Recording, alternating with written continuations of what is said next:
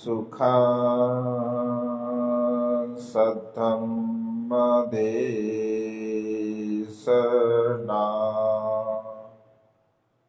सुखा संगससामग्गी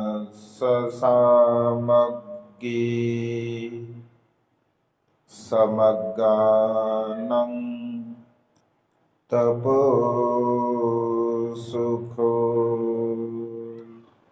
विश्ववंदनीय विश्व शांतिदूत प्रज्ञा शील समाधीचे उद्गाता महान करुणावान करुणेचा सागर तथागत सम्यक संबुद्ध तथागतांचा पावन पवित्र सद्धम्म, त्या सद्धम्माचा सातत्याने प्रचार आणि प्रसार करणारा सदा पूजनीय भिक्खू संघ, बुद्ध धम्म आणि संघ या महान तीन रत्नाचे आम्हा सर्वांना माहिती करून देणारे, आम्हा सर्वांचा आधारस्तंभ भारतीय घटनेचे शिल्पकार बोधिसत्व गुणवेतांग डॉक्टर बाबासाहेब आंबेडकर यांच्या धम्मक्रांतीमध्ये संपूर्ण जीवन समर्पित करतो। आज या मंगलमय प्रसंगी पूजनीय भिक्खू रेवतजी यांच्या ग्रंथ वाचन सांगता समारंभाच्या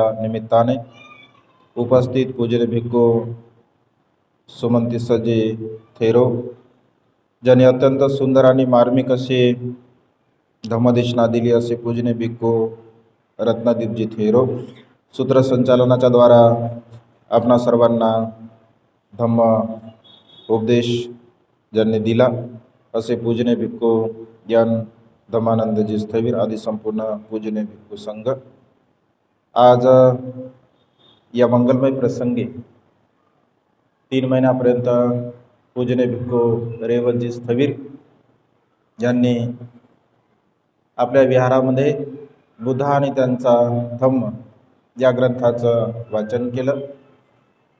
आपण एवढ्या वेळापर्यंत इथे बसलात, धम्मदेशना आपण श्रवण केली। काही वेळ आणखी आपल्याला बसायचं आहे, भोजनाला वेळ आहे। तिकडलं भोजन तयार होईपर्यंत इकडलं भोजन तुम्ही घ्या, आहे की नाही? शरीराचं आणि मनाचं 2 प्रकारचे भोजन असतात। तर थोड्या वेळापर्यंत आपल्याला धम्मदेशना श्रवण करायचं आहे। गेल्या अनेक दिवसापासून आमच्या घोडेस्वाराई तसं वर्षावासाला त्यांनी निमंत्रण दिलं होतं, पण अनेक ठिकाणी थोडे काम असल्या कारणाने विहाराचे आम्हाला येता आलं नाही। परंतु पूजनीय भिक्खू रेवत बोधीजी हे आपल्या नागसेन बुद्ध विहारामध्ये नागसेन कॉलनीमध्ये वर्षावासाच्या निमित्ताने आले आहे आणि तेव्हा आईसुद्धा तिथे आल्या। तर आमच्याकडे सुद्धा भंतेने ग्रंथाचं वाचन करावं, धम्मदेशना द्यावी। दोन्ही ठिकाणी भंतेंनी या 3 महिन्याच्या कालावधीमध्ये आपणा सर्वांना धम्मदेशना दिलेली आहे। खरं तर या वर्षावासाच्या पवित्र अशा कालखंडामध्ये तथागतांच्या श्रेष्ठ धम्मदेशनेला आपण श्रवण केलेला आहे। वर्षावास संपन्न झाल्यानंतर सुद्धा आपली कर्तव्य आपण कशा प्रकारे पार पाडावी या संदर्भामध्ये भंतेंनी शेवटी आपल्याला थोडंसं मार्गदर्शन केलं। कारण धम्म श्रवण करणे, धम्म आचरण करणे हे सातत्याने आपल्या जीवनामध्ये आपण केलं पाहिजे। केवळ वर्षावासाचा कालावधी आहे आणि वर्षावासाच्या कालावधीमध्येच आपण ग्रंथवाचन असेल, वंदना असेल, प्रवचन असेल आणि हे 3 महिने संपल्यानंतर आपण जर काहीही करत नसेल तर त्याला काही योग्य असा अर्थ प्राप्त होत नाही। त्यामुळे सातत्याने आपण विहारामध्ये आलं पाहिजे, रोज वंदना आपण घेतली पाहिजे आणि बुद्ध आणि त्यांचा धम्म ग्रंथाचं वाचन म्हणा किंवा अन्य प्रवचन म्हणा तर आपण ते सुद्धा श्रवण केले पाहिजे।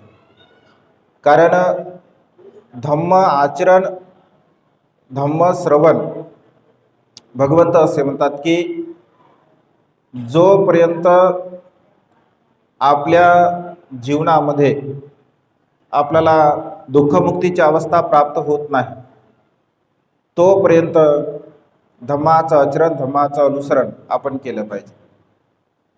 कारण धम्म आचरण ही अशी गोष्ट आहे का काही दिवस आपण केलं आणि काही दिवस केल्यानंतर आता पुरे झालं असं म्हणून ते चालत नसतं. तर धम्म आचरण हे सातत्याने आपल्या जीवनामध्ये आपण करण्याचा प्रयत्न केला पाहिजे. आणि त्यामुळे तथागतांच्या धम्माचं अनुसरण करत असताना धम्माचं आचरण करत असताना भगवंत असे म्हणतात की हे जे मानवी आपलं जीवन आहे या मानवी जीवनाला समजून घेत असताना आपण सतत काही गोष्टींचं चिंतन मनन केलं पाहिजे. आपलं जे जीवन आहे या जीवनाच्या संदर्भामध्ये आपण सतत चिंतनशील असावं.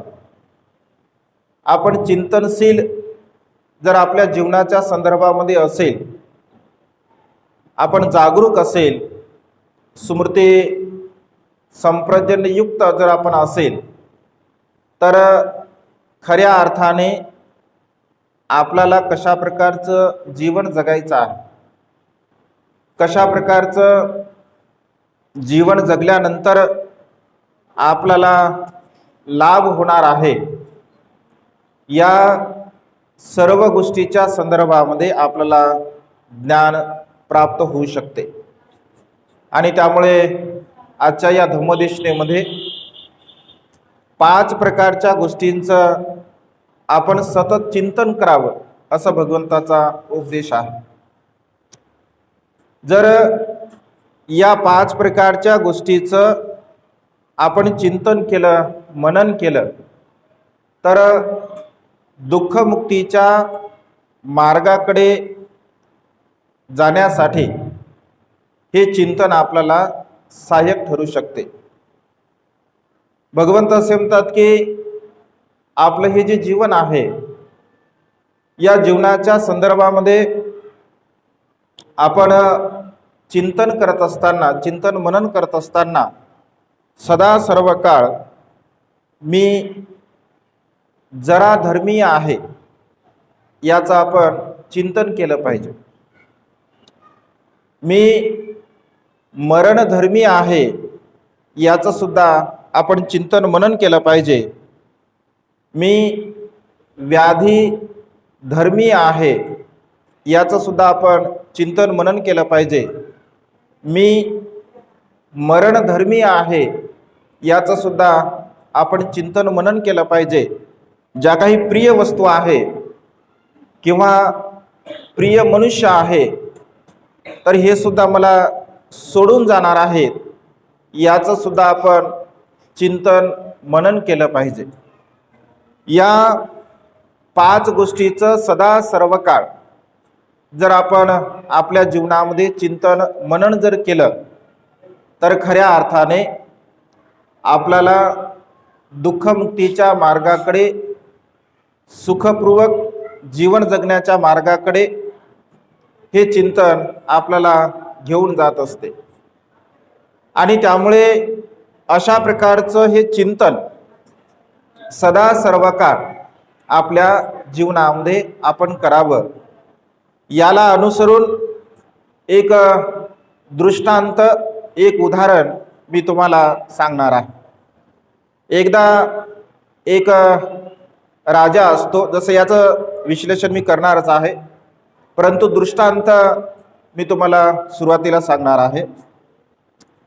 एक राजा असतो आणि राजा म्हटल्यानंतर आपण बघतो पूर्वीच्या काळामध्ये दृष्टांत आहे.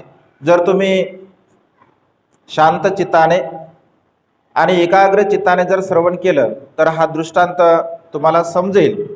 आणि मी जे सुरुवातीला 5 प्रकारचं चिंतन आपल्याला कशा प्रकारे करावं हे 5 प्रकारचं चिंतन सुद्धा या दृष्टिकोनाच्या या दृष्टांताच्या आधारे आपल्या लक्षामध्ये येऊ शकते. तर एक राजा असतो आणि त्या राजाला 4 राण्या असतात. राजे असतात, अधिक राण्या त्यांना असतात.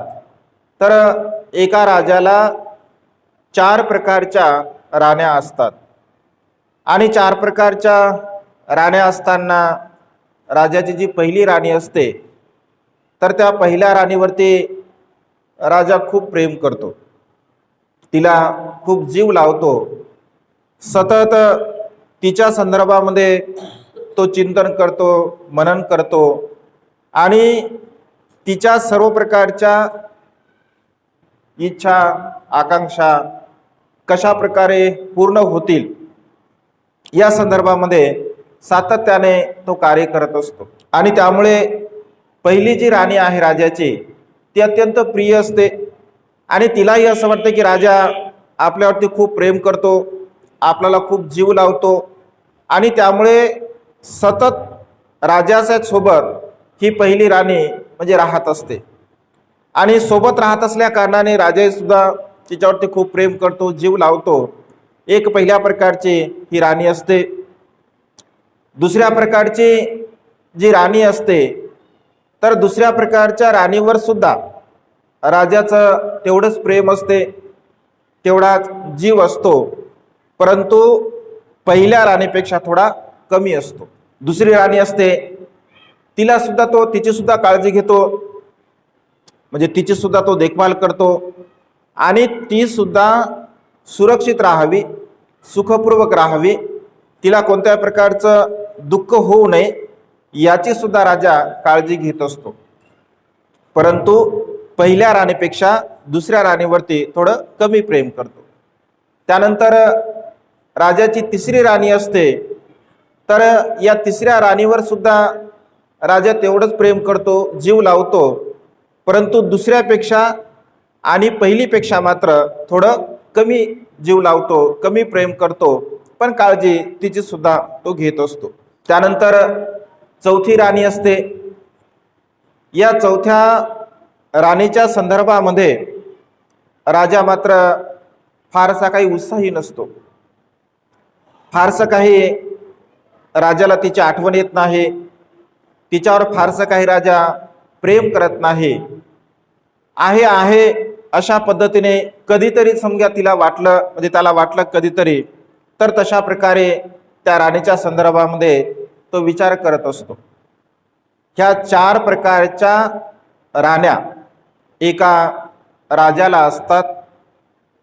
ह्या 4 प्रकारच्या ज्या राण्या आहेत, ह्या 4 प्रकारच्या राण्या या संसारामध्ये जीवन जगणाऱ्या प्रत्येक मनुष्याला आहे.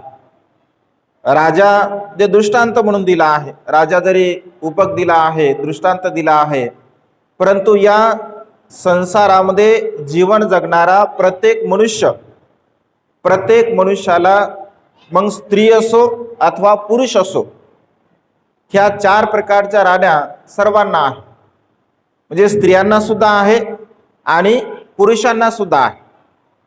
आता तुम्ही असं म्हणसाल की बा म्हणजे राण्या तर पुरुषांना असू शकतात, म्हणजे स्त्रियांना कशा असतील, परंतु दृष्टांत याचं विश्लेषण जेव्हा आपण श्रवण करसाल तेव्हा नक्कीच आपल्या लक्षामध्ये येईल. तर पहिली जी राणी आहे, राजाची जी पहिली राणी आहे, तर पहिली राणी म्हणजे आपली पद आणि प्रतिष्ठा. पहिली राणी जी आहे तर आपली पद आणि प्रतिष्ठा आहे. मनुष्याला या संसारामध्ये पद आणि प्रतिष्ठा अत्यंत प्रिय असते. प्रत्येकाला असं वाटतं की मी या पदावरती आहे, माझी ही प्रतिष्ठा आहे. आणि पद आणि प्रतिष्ठा मनुष्य जोपासण्यासाठी, कारण सतत याच्या सोबत असते, पद आणि प्रतिष्ठा ही सतत यांच्या सोबत असते. आणि पद आणि प्रतिष्ठा सतत सोबत असल्यामुळे बघा तुम्ही, जे लोक पदावरती असतात, जे लोक प्रतिष्ठेवरती असतात किंवा एखाद्या चांगल्या प्रकारच्या जॉबवरती असतात, तर त्यांची जीवन जगण्याची जी शैली असते त्यांची जीवन जगण्याची जी पद्धती असते ती अत्यंत भिन्न असते. इतरांपेक्षा आम्ही काहीतरी वेगळं आहोत, इतरांपेक्षा आम्हाला काहीतरी वेगळं म्हणजे प्राप्त झालेलं आहे, किंवा इतरांपेक्षा आम्ही वेगळे आहोत हे सातत्याने दाखवण्याचं ती लोक प्रयत्न करत असतात. आणि त्यामुळे पद आणि प्रतिष्ठा त्यांची जोपर्यंत आहे तोपर्यंत त्या पद आणि प्रतिष्ठेमध्ये ते गुंतलेले असतात, गुंग असतात. आणि त्यामुळे त्यांना इतरांशी काही घेणं देणं नसतं, ना समाजाशी काही घेणं देणं नसतं, किंवा इतर आपल्या आप्तेष्टांशी काही घेणं देणं नसतं, किंवा इतर समाज बांधवांशी काही घेणं देणं नसतं. कारण पद आणि प्रतिष्ठेमध्ये मनुष्य एवढा रममान होतो, एवढा रमून जातो की त्या मनुष्याला इतर कोणीही दिसत नाही. आणि त्यामुळे ही पद आणि प्रतिष्ठा मनुष्याची जेव्हा संपते, मनुष्याची जेव्हा नाहीशी होते, तर ती पद आणि प्रतिष्ठा त्या ठिकाणी मनुष्याला कोणत्याही प्रकारच्या सुखाला प्राप्त करून देण्यासाठी सहाय्यक ठरत नाही. त्यानंतर असं म्हटलं आहे की जी दुसरी राणी आहे, ही दुसरी राणी म्हणजे आपलं जे शरीर आहे, या शरीराला दुसरी राणी म्हटलं आहे. आपल्या शरीराची आपण काळजी घेत असतो. जसं भगवंत असे म्हणतात की मनुष्य हा व्याधीधर्मी आहे, मनुष्य हा मरणधर्मी आहे, मनुष्य हा जराधर्मी आहे. म्हणजे शरीराच्या प्रती असणारा जो मद आहे, म्हणजे आपल्या सौंदर्याच्या प्रती म्हणा, आपल्या शरीराच्या प्रती म्हणा, प्रत्येक मनुष्याला आपल्या जीवनामध्ये आसक्ती असते, आपल्या जीवनामध्ये लोभ असतो. आणि जीवनामध्ये लोभ असल्यामुळे, जीवनामध्ये आसक्ती असल्यामुळे मनुष्य या मरणधर्मीय स्वभावाला, मनुष्य या व्याधीधर्मीय स्वभावाला, मनुष्य या जराधर्मीय स्वभावाला जाणत नाही, समजून घेत नाही. आणि त्याला जाणत नसल्यामुळे, समजून घेत नसल्यामुळे आपल्या जीवनाची असणारी जी सत्यता आहे, या जीवनाच्या सत्यतेला तो समजू शकत नाही. आणि त्यामुळे भगवंत असे म्हणतात की सतत मनुष्याने या संदर्भामध्ये चिंतन केलं पाहिजे, सतत मनुष्याने मनन केलं पाहिजे. कारण चिंतन मनन जर आपण करत असेल, सातत्याने चिंतन मनन आपण करत असेल, तर या संसारामध्ये मनुष्य जे काही आपल्या कायेचे कर्म आहे, आपल्या वाचेचे कर्म आहे, आपल्या मनाचे कर्म आहे, तर त्या मनुष्याचे कर्म हे कधीही अकुशल होत नाही, वाईट होत नाहीत. कारण तो जाणतो, तो समजून घेतो की मी तर मरणधर्मी आहे, माझं शरीर एक क्षणभंगुर आहे, माझं शरीर हे परिवर्तनशील आहे, मी एक ना एक दिवस मृत्यूला प्राप्त होणार आहे. जर मी मरणधर्मी आहे, मी मृत्यूला प्राप्त होणार आहे, एक ना एक दिवस मला या संसारामधून जायचं आहे, तर माझं जे शरीर आहे, माझ्या शरीराच्या प्रती मी जे आसक्ती करतोय की माझं शरीर अशा प्रकारचं सुंदर आहे, माझं शरीर अशा प्रकारचं रूपवान आहे, म्हणजे मनुष्याला मनुष्याच्या सौंदर्याच्या प्रती असणारी जी लालसा आहे. कारण सौंदर्यवान मनुष्य कधी कधी भगवंत असे म्हणतात की या संसारामध्ये काही लोक आपल्या या सौंदर्यामुळे कधी कधी मनुष्य धम्मदेशनेला सुद्धा श्रवण करू शकत नाही. कारण एक प्रकारचा अहंभाव मनुष्याच्या मनामध्ये असतो, आपल्या शरीराच्या प्रती अहंभाव असतो. तारुण्याचा अहंभाव असेल, सौंदर्याचा अहंभाव असेल. म्हणजे थोडंसं जर तुम्ही चिंतन केलं, अगदी थोडंसं जर तुम्ही चिंतन मनन केलं, तर ही गोष्ट तुमच्या लक्षामध्ये येऊ शकते. जसं उदाहरण म्हणून जर घ्यायचं असेल, तर तरुण जो आपला वर्ग आहे, म्हणजे तरुण समजून घ्या, मुलं असतील किंवा मुली असतील, मुली तरी थोड्याफार प्रमाणामध्ये त्यांच्या मनामध्ये थोडी लवचिक भावना असते, त्यामुळे धम्माच्या मार्गाकडे तरुण मुली सुद्धा असू शकतात. परंतु आपण जर चिंतन मनन केलं तर तरुण मुलं मात्र धम्माकडे फार कमी येतात. एक ना, तरुण मुलांची जी संख्या आहे, धम्मा आचरणाकडे म्हणा, धम्माचं आचरण करण्यासाठी म्हणा, किंवा विहारामध्ये म्हणा, किंवा धार्मिक कार्यामध्ये म्हणा, तरुणांची संख्या अगदी बोटावरती मोजण्यासारखी असते. आपला तरुण वर्ग आपल्याला कधी पाहायला मिळतो? आपला तरुण वर्ग 14 एप्रिल आली ऐक ना, 14 एप्रिल म्हणजे एप्रिलचा महिना आला की 1 तारखेपासून 14 तारखेपर्यंत आपला तरुण वर्ग अगदी उत्साही असतो, अगदी आनंदी असतो. म्हणजे त्यांच्यामध्ये बाबासाहेब एवढा संचारतो आणि ते असं दाखवतात की बाबासाहेबांना आम्ही जेवढं मानतो तेवढं कोणीच मानत नाही, बाबासाहेबांसाठी जेवढं आम्ही करतो तेवढं कोणीही करत नाही. म्हणजे केवळ 15 दिवस म्हणजे 1 तारखेपासून ते 14 तारखेपर्यंत अगदी जोशामध्ये असतात, एकदम जोशामध्ये असतात, एकदम जोशपूर्ण असतात. म्हणजे 14 तारखेपर्यंत एकदम जोशामध्ये आणि 15 तारखेला एकदम बेहोशीमध्ये. ऐक नाही, 14 तारखेपर्यंत एकदम जोशामध्ये असतात, 15 तारखे एकदम बेहोशीमध्ये असतात. कारण 14 तारखेला एकदम नाच गाणे करणे, मद्य सेवन करणे, उत्साह करणे एवढ्या पुरतं ते मर्यादित असतात. आणि नंतर 14 एप्रिल संपली का तरुण वर्गाचा म्हणजे कुठल्याही प्रकारचा विषय धर्म कार्याकडे नसतो. हे कशामुळे होतं? दुसऱ्या बाजूने जसं भंतेजी म्हणतात की 14 एप्रिलला जसा उत्साह त्यांच्यामध्ये असतो तोच उत्साह बुद्ध पौर्णिमेच्या निमित्ताने त्यांच्यामध्ये दिसत नाही. ऐक ना, वैशाख पौर्णिमेच्या निमित्ताने दिसत नाही. का दिसत नाही? कारण बुद्ध पौर्णिमा ही शांततेमध्ये आपण करतो, शिलाचं पालन करतो, उपवास शिल धारण करून करतो. आणि त्यांच्याकडे त्यांचा मात्र तो ओढा नसतो. का नसतो? कारण तारुण्याचा तो एक मद असतो. भगवंत असे म्हणतात की तारुण्याचा जो मद आहे तर या तारुण्याच्या मधामध्ये मनुष्याला धम्माचं आचरण करावं असं वाटत नाही. परंतु भगवंत असे म्हणतात की जो मनुष्य, जो तरुण धम्म मार्गामध्ये म्हणजे तारुण्यामध्ये येत असतो, तर ज्याप्रमाणे ढगातून चंद्रमा हा प्रकाशित होत असतो, अगदी तशा प्रकारे एक तरुण मनुष्य, एक तरुण व्यक्ती जर धम्म मार्गामध्ये आला, धम्म मार्गामध्ये जर तो रूढ झाला तर स्वतःला तो प्रकाशित करत असतो. आणि त्यामुळे धम्म मार्गाकडे बाबासाहेबांची खूप मोठी अपेक्षा होते. बाबासाहेब असं म्हणतात की धम्माची धुरा आता तरुणांनी आपल्या खांद्यावरती घेतली पाहिजे. कारण तरुणामध्ये ऊर्जा आहे, त्यांच्यामध्ये शक्ती आहे, त्यांच्यामध्ये तसं बल आहे.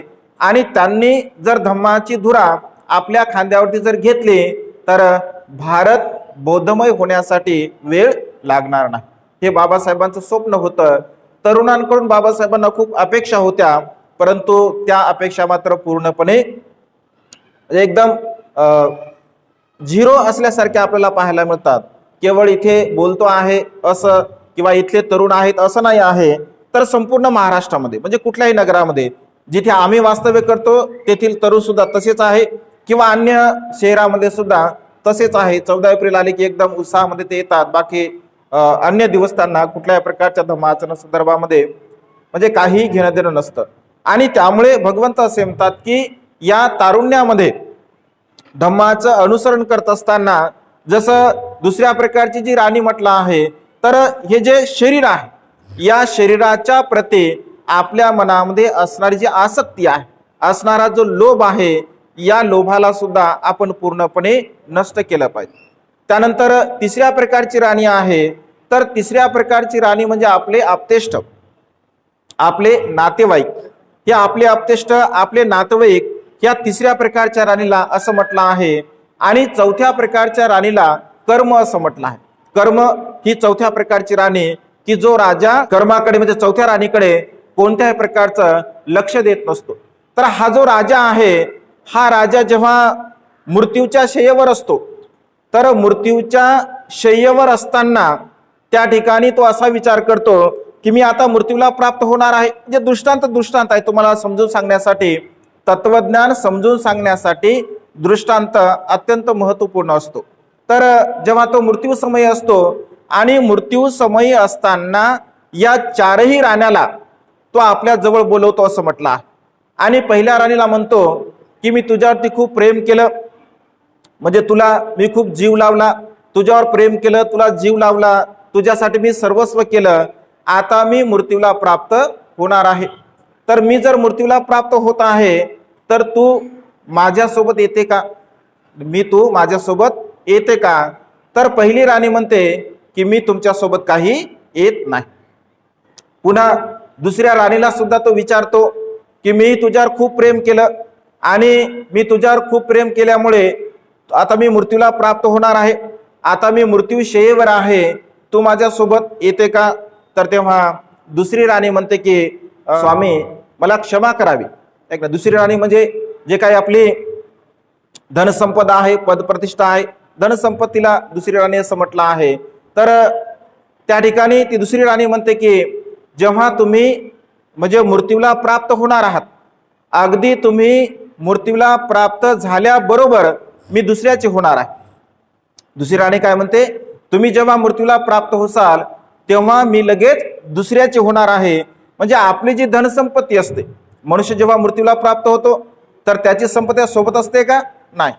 म्हणजे तो मृत्यूला प्राप्त झाल्याबरोबर किंवा मृत्यूला प्राप्त होण्याच्या पूर्वी, जसं समजा 3-4 मुलं जर असतील तर मृत्यूला प्राप्त होण्याच्या पूर्वी ते आपल्या मातेपित्यांना किंवा सांगतात की आता धनसंपत्तीचे वाटे केले पाहिजे, धनसंपत्ती आपण वाटून घेतली पाहिजे किंवा मृत्यूपत्र लिहिलं पाहिजे.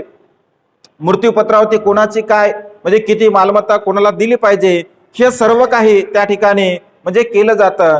कारण संपत्ती ही आपल्या सोबत येत नाही, संपत्ती आपल्या सोबत जात नाही. आणि त्यामुळे दुसरी राणी म्हणते की तुम्ही मृत्यूला प्राप्त झाल्याबरोबर मी दुसऱ्यांची होणार आहे. म्हणजे संपत्ती ही दुसऱ्यांची होत असते.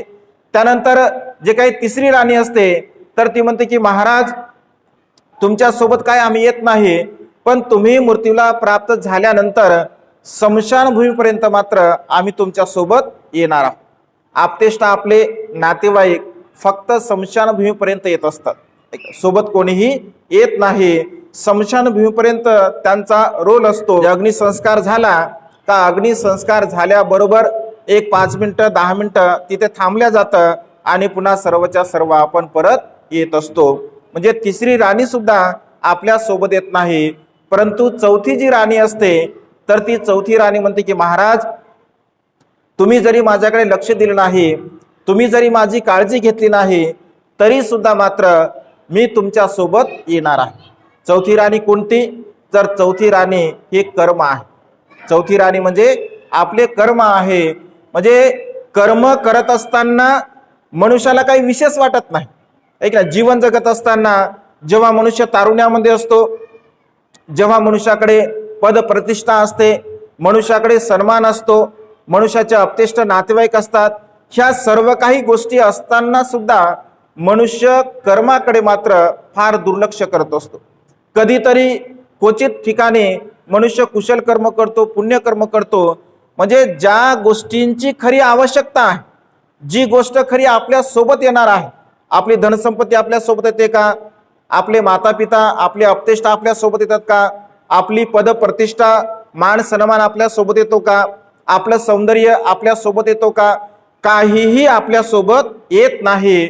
तर आपल्या सोबत फक्त आपले कर्म येत असतात. आपण जे काही कर्म करत असतो, कायेचे कर्म, वाचेचे कर्म, मनाचे कर्म, हे फक्त कर्म आपल्या सोबत येत असतात. परंतु मनुष्य या कर्माकडे मात्र दुर्लक्ष करत असतो. कर्माकडे मनुष्य दुर्लक्ष करतो. भगवंत असे म्हणतात की कर्म हे आपले बंधू आहे, कर्म हे आपले माता पिता आहे, कर्म हे आपले वारस आहे. आपला वारसा हक्क आपली संपत्ती नाही, आपला वारसा हक्क आपले मुलंबाळ नाही, आपला वारसा हक्क आपले अपतेष्ट नाही, आपला वारसा हक्क आपली जमीन नाही, संपत्ती नाही. तर आपला वारसा हक्क आपले कर्म आहे. कर्म आपल्या सोबत येत असतात. चांगलेही कर्म सोबत येतात आणि वाईटही कर्म आपल्या सोबत येतात. आणि म्हणून भगवंत असे म्हणतात, मनोपुबंगमा धम्मा मनोसेठा मनोमया, मनसाचे पद उठेन भासतीवा करोतीवा, ततोनं दुःख मनवेते चक्कं वहवतो पदक. दुसऱ्या गाथेमध्ये भगवंत असे म्हणतात, छायाव अनपायनी, म्हणजे जो मनुष्य मळलेल्या मनाने अकुशल कर्म करतो, वाईट कर्म करतो, कारण मन मनुष्याचं मुख्य आहे, मन मनोमय आहे. चांगले आणि वाईट विचार मनुष्याच्या मनामध्ये उत्पन्न होत असतात. एखादा मनुष्य जर वाईट कर्म करत असेल, पाप कर्म करत असेल, तर त्या मनुष्याच्या पाठीमाग दुःख तसंच येतं. जसं बैलांच्या पायाचा पाठलाग गाडीची चाके करत असतात, म्हणजे अगदी सतत बैलाच्या पायाचा पाठलाग गाडीची चाके करतात, अगदी तशाच प्रकारचं दुःख आपला पाठलाग करत असते. दुसऱ्या बाजूने भगवंत असे म्हणतात, जर आपण चांगले कर्म केले, आपण कुशल कर्म केले, आपण पुण्यकर्म केले, तर सुख सुद्धा आपल्या सोबत तसंच येतं, जसं आपल्याला आपली सावली कधीही सोडून जात नाही. आपली सावली आपल्याला कधी सोडून जात नसते. अगदी तशाच प्रकारे आपले चांगले कर्म, आपले कुशल कर्म, आपले पुण्यकर्म आपल्याला कधीही सोडून जात नाहीत. आणि त्यामुळे सातत्याने आपण कुशल कर्म केले पाहिजे, पुण्यकर्म केले पाहिजे.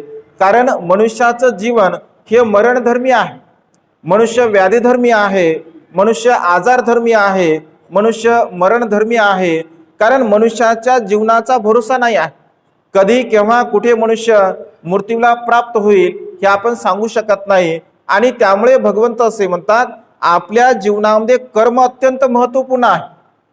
एकदा एक शुभ मानवक भगवंताकडे येत असतो आणि शुभ मानवक भगवंताकडे आल्यानंतर तो भगवंताला म्हणतो की भगवान, मला एक प्रश्न विचारायचा आहे. भगवान, आपली इच्छा असेल तर विचारू का? तेव्हा भगवंत असे म्हणतात की विचार, तुला काय विचारायचं आहे?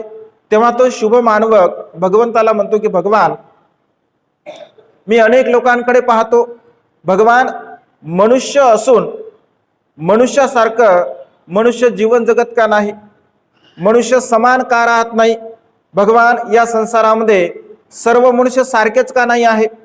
भगवान, या संसारामध्ये सर्वच मनुष्य सुंदर का नाही आहे? भगवान, या संसारामध्ये सर्वच मनुष्य दीर्घ आयुष्य का नाही आहेत? भगवान, या संसारामध्ये सर्वच मनुष्य धनवान का नाही आहेत? भगवान, या संसारामध्ये सर्वच मनुष्य गुणवान का नाही आहेत?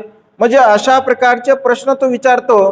कारण मनुष्य तर सारखेच आहे, म्हणजे सर्व मनुष्य दिसण्यासाठी अगदी सारखे आहेत. आणि सारखे असून सुद्धा त्यांच्यामध्ये भिन्नता का आहे?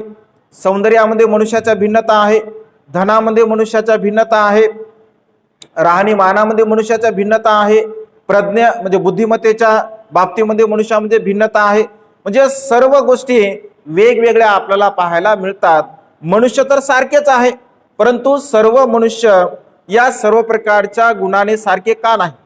काही लवकर मरतात, काही उशिरा मरतात, काही आजारी असतात, सतत आजारी असतात काही लोक निरोगी राहतात.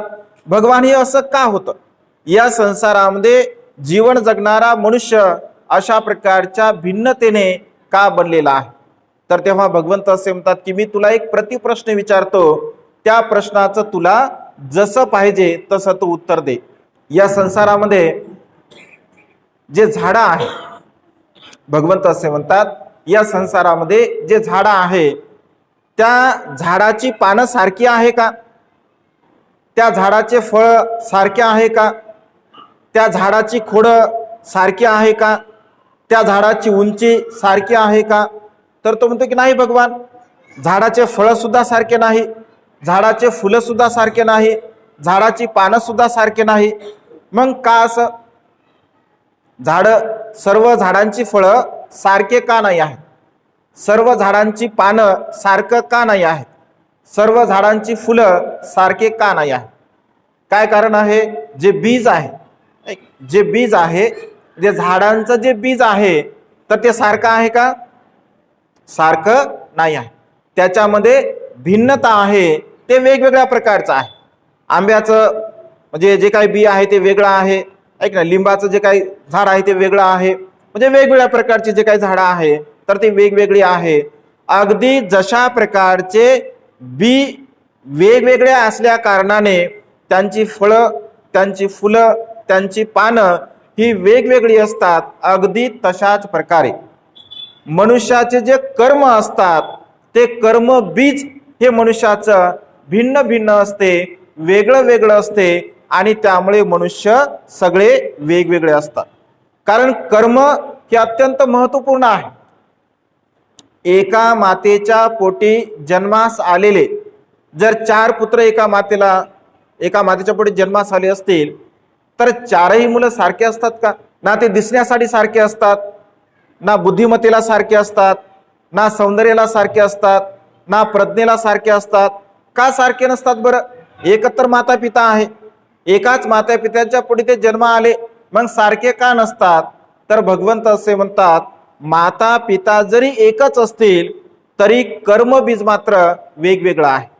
कर्म हे वेगवेगळे आहे आणि जशा प्रकारचे कर्म मनुष्याच्या जीवनामध्ये प्राप्त होत असतात तशा प्रकारचं जे काही सुख आहे दुःख आहे ते सुख आणि दुःख मनुष्याला प्राप्त होत असते. आणि त्यामुळे कर्म हे आपल्या जीवनामध्ये अत्यंत महत्त्वपूर्ण आहे.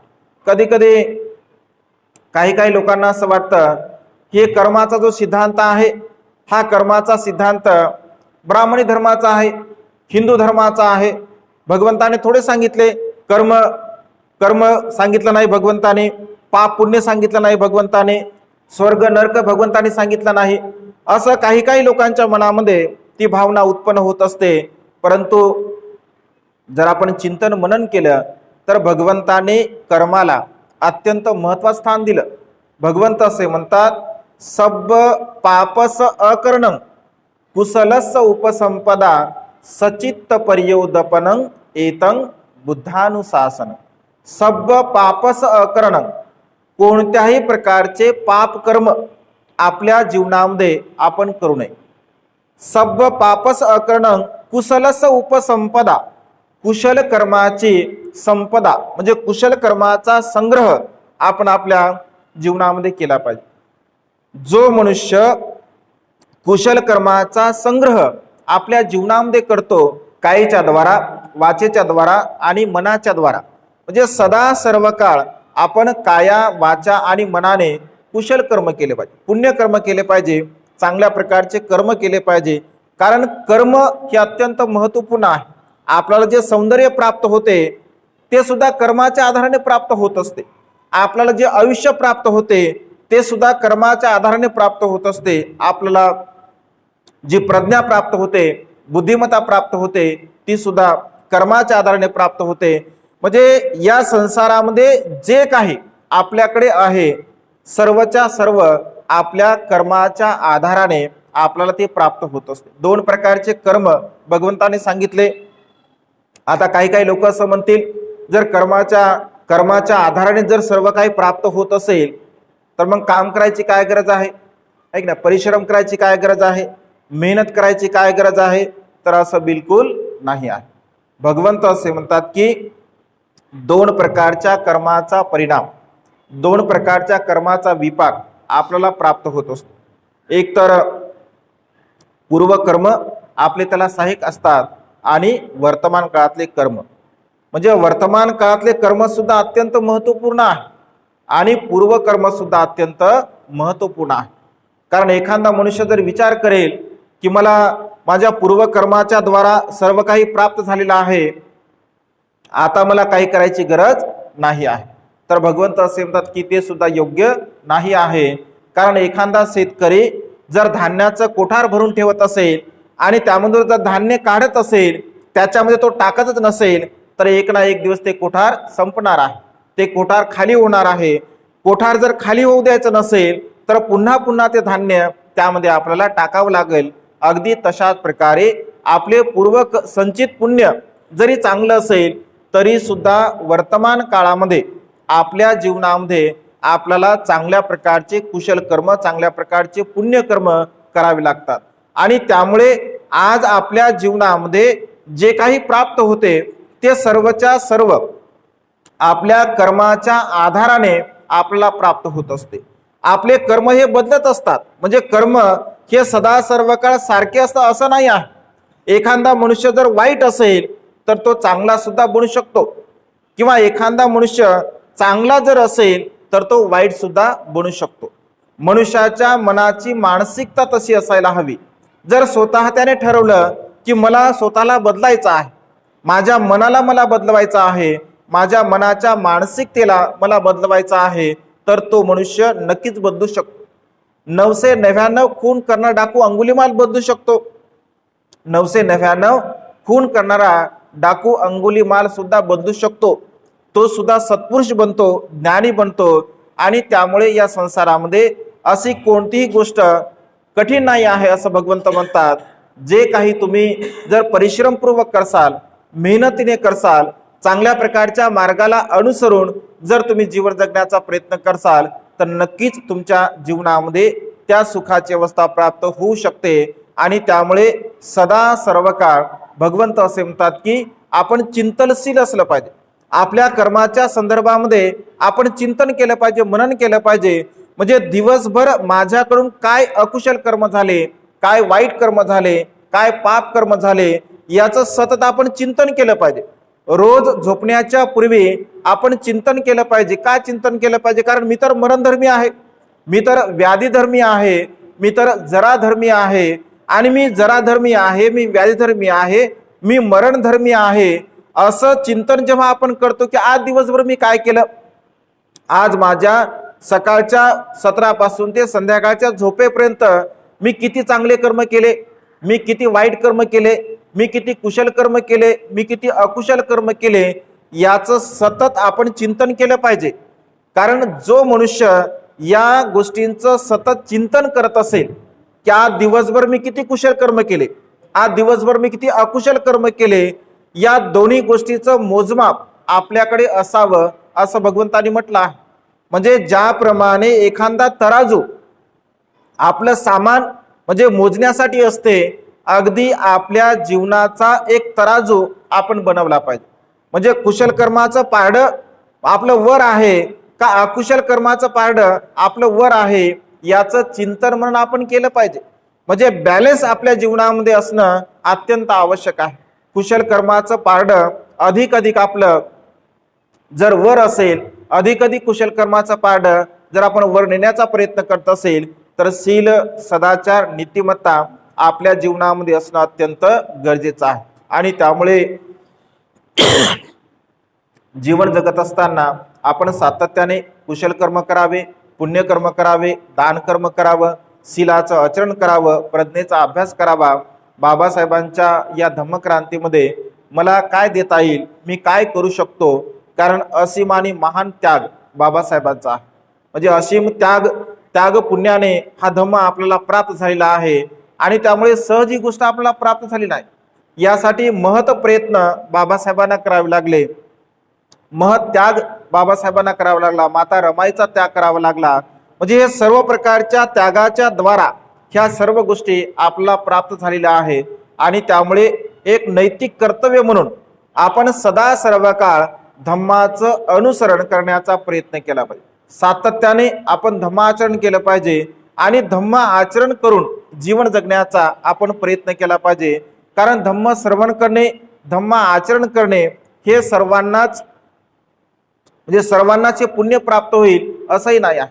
कारण ह्या सर्व गोष्टी आपल्या पुण्याचा आधार आहे, ह्या सर्व गोष्टी आपल्या कर्माचा आधार आहे. कारण आपलं पुण्य, आपलं कर्म मनुष्याच्या म्हणजे आपल्या सुखदुःखाचा आधार बनत असते. बघा आता पुण्य कसं असतं बघा, म्हणजे अगदी उदाहरण तुम्हाला इथे समजेल की कुशल कर्म, पुण्यकर्म किती महत्वपूर्ण आहे.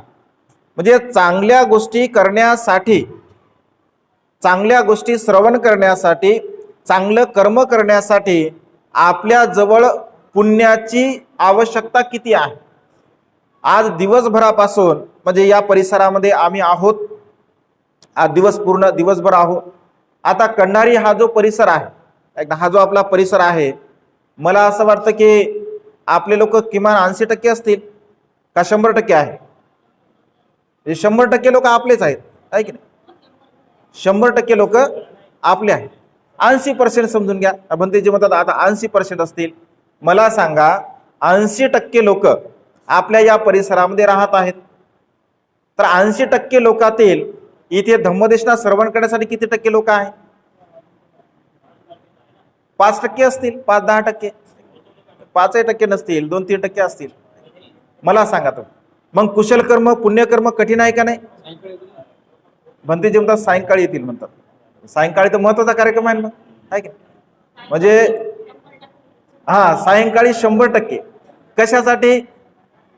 मला तर कधी कधी असं वाटतं हा बहुजन समाज नसून भोजनवादी समाज आहे की नाही. आपण बहुजनवादी म्हणतो आहे की नाही, तर भोजनवादी समाज आहे. म्हणजे भोजनाची जी सवय आहे खरं थोडं चिंतन केलं पाहिजे, आपण थोडं मनन केलं पाहिजे.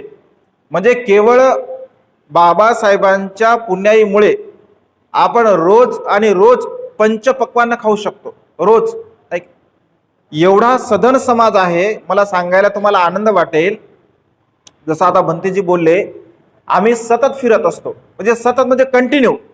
आता लगे उद्या नागसेन कॉलनीमध्ये कार्यक्रम आहे, 1 तारखेला सिल्लोडला कार्यक्रम आहे, 2 तारखेला 3 तारखेला म्हणजे पुण्याला आहे, 4 तारखेला म्हणजे एका ठिकाणी जायचं आहे, 5 तारखेला 6 तारखेला औरंगाबादला आहे, 7 तारखेला सिल्लोडला आहे, 8 तारखेला औरंगाबादला आहे, 10 तारखेपर्यंत म्हणजे औरंगाबादमध्ये 12 तारखेला भंतेचा कार्यक्रम आहे, 13 तारखेला आम्ही नागपूरला जात आहे, 13 ते 23 पर्यंत भंडारा, गोंदिया, चंद्रपूर अशा प्रकारचे कार्यक्रम म्हणजे ठरलेले आहे.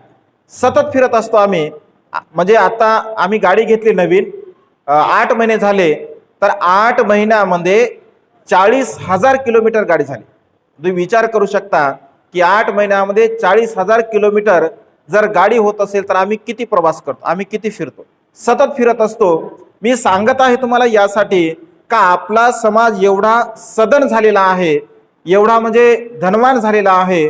तर गेल्या 2 वर्षापासून म्हणजे गेल्या 2 वर्षापासून मला असं म्हणजे जाणवतं, मला म्हणजे माहिती आहे किंवा मला असं आठवतं की या 2 वर्षामध्ये आमच्या निवासामधले काजू, बदाम, मनुके, पिस्ता, खारीक, खोबरं 2 वर्ष झाले बघा, असा एकही दिवस नाही किंवा आज नाही आहे. म्हणजे का, म्हणजे एवढा सदन समाज आहे आपला. आम्ही प्रवास करतो, मग लोक दान देतात. काय दान द्यायला पाहिजे पण त्याचे, मग तुम्ही प्रवास करता, मग तुमचं आरोग्य चांगलं राहिलं पाहिजे, मग तुम्हाला हे खाण्याचं आम्ही, कारण तुम्ही प्रवास करता, प्रवासामध्ये कधी भोजन मिळत नाही, प्रवासामध्ये कधी तुम्हाला चांगलं खायला मिळतं, तुम्ही हे प्रवासामध्ये खाऊ शकता ड्रायफ्रूट, कारण ते खराब होत नाही. म्हणजे सतत मी फक्त यासाठी हे सांगत आहे की केवळ भोजनावरती आपण आता राहिलो नाही आहे. बाबासाहेबांच्या पुण्याईमुळे आपण खूप धनवान आहोत, रोज पंचपक्वान्न आपण खाऊ शकतो. परंतु धम्म श्रवण करत असताना, धम्म आचरण करत असताना आपण थोडं चिंतन केलं पाहिजे, थोडं मनन केलं पाहिजे. केवळ भोजनासाठी आपण जीवन जगू नये, आपण धम्म आचरणाकडे आपलं लक्ष दिलं पाहिजे. भोजनाचा कार्यक्रम रोजच आपण करत असतो, रोज भोजन करतो, कारण जिगच्छा परमा रोगा असं भगवंतांनी म्हटलं आहे. भूक नावाचा हा एक रोग आहे, भूक नावाचा रोग भगवंतांनी म्हटला आहे, आणि रोज त्यावरती आपण औषध ग्रहण करतो. परंतु धम्म सुद्धा आपल्या सोबत असणं अत्यंत गरजेचं आहे. धम्म आचरण अत्यंत महत्वपूर्ण आहे. म्हणजे सकाळपासून एवढे परिश्रमपूर्वक 3 महिन्यापर्यंत भंतेजी आपल्याकडे आले, आईच्या विनंतीला मान देऊन आणि परिश्रमपूर्वक, म्हणजे जेवढ्या काही महिला विहारामध्ये आल्या असतील, 5-10 महिला ज्या काही आल्या असतील समजून घ्या, तर त्यांनी 3 महिन्यापर्यंत ग्रंथ श्रवण केला, त्यांनी कुशल कर्म केलं, पुण्यकर्म केलं. कारण आपण केलेले कुशल कर्म, आपण केलेले पुण्यकर्म दुसऱ्याला आपण वाटून देऊ शकत नाही. आपले कर्म हे आपल्या सोबतच राहत असतात, आणि त्यामुळे कर्माचा संचय आपल्या जीवनामध्ये असणं अत्यंत आवश्यक आहे. थोकं थोकं पुण्य करोती असं भगवंतांनी म्हटलं आहे. थोडे थोडे कुशल कर्म, थोडे थोडे पुण्यकर्म आपण आपल्या जीवनामध्ये केले पाहिजे. आणि धम्म श्रवण करत असताना त्यासाठी सुद्धा पुण्य लागतं, त्यासाठी सुद्धा कुशल कर्म लागते, दान कर्म करण्यासाठी सुद्धा पुण्य लागतं, शील पालन करण्यासाठी सुद्धा पुण्य लागतं, धम्म श्रवण करण्यासाठी सुद्धा पुण्य लागतं. म्हणजे कोणत्याही प्रकारचं चांगलं कार्य जर आपल्याला करायचं असेल तर त्यासाठी आपलं पुण्य लागते, आपलं कुशल कर्म लागतं, आपलं कर्म बल तेवढं प्रभावशाली असावं लागतं. आणि त्यामुळे कर्माचे वारस आपण बनण्याचा प्रयत्न केला पाहिजे, कारण आपण मरणधर्मी आहोत. केव्हा कधी कुठे आपण मृत्यूला प्राप्त होईल हे सांगू शकत नाही. आणि त्यामुळे सातत्याने आपण धम्म आचरण करावं, सातत्याने आपण शील पालन करावं, प्रज्ञेचा अभ्यास करावा, आणि हे जे काही धम्म कार्य आहे हे धम्म कार्य अशाच प्रकारचं करावं. अशा प्रकारची मंगलमय आणि उदात्त कामना या मंगलमय प्रसंगी व्यक्त करतो. पूजनीय भंते रेवतजी यांनी आपल्याला या 3 महिन्यापर्यंत जे काही धम्माचं ज्ञान दिलं, त्या धम्माच्या ज्ञानाला आपण ग्रहण करावं, त्याचं अनुसरण करावं, आणि त्यानुसार जीवन जगण्याचा प्रयत्न करून आपल्या जीवनामध्ये अनंत अनंत पुण्यकर्म कुशल कर्म आपण करून आपलं हे जीवन आहे ते दुःखमुक्तीच्या मार्गाकडे आपण घेऊन जाण्याचा प्रयत्न करावा. एवढीच मंगलमय आणि उदात्त कामना या ठिकाणी व्यक्त करून ही छोटीशी धम्मदेशना संपन्न करतो. सर्वांचं मंगल हो, सर्वांचं कल्याण हो, सर्वांना दीर्घायुष्य लाभो.